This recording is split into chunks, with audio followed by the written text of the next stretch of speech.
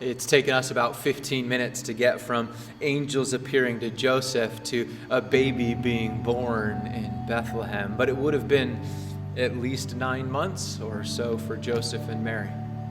A time has passed and they've been trying to figure out what God is really doing in and through them. And yet they found themselves in the town of David in Bethlehem.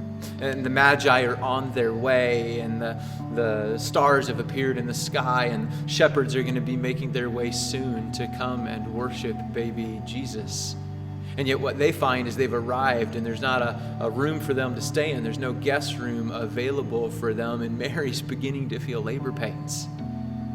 I imagine both Joseph and Mary feel anxious at this moment. Where are we supposed to stay? Where is birth going to happen? How is this going to take place? And so as they're looking for that to happen, there's someone who says essentially, you can stay with our animals.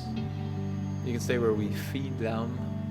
A picture, not necessarily like a horse trough, though that's not an entirely inaccurate picture of the first century, but maybe more picture like a cavern or a cutout of stone cave. And they've made their way there, huddled in for warmth. They're covered with a shelter, but not necessarily where people would normally sleep or stay. And while there, it says the time came for the baby to be born. And so she, Mary, gave birth to her firstborn, a son. She wrapped him in cloths and she placed him in that kind of manger because there was no guest room available for them. It's easy to try to picture that if God is appearing in angels and if he's orchestrating the stars, that the birth of his son, the birth of Jesus, would come with sounding trumpets and in a royal palace for all to see and know. And yet, God's always known Jesus might not be received well. That the powers like Herod would be searching for him.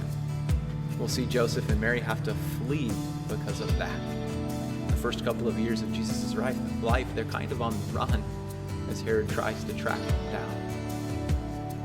And so God shows up then in many ways like he shows up now, not with trumpets blaring, but with small whispers and baby-like cries in a manger near some stone.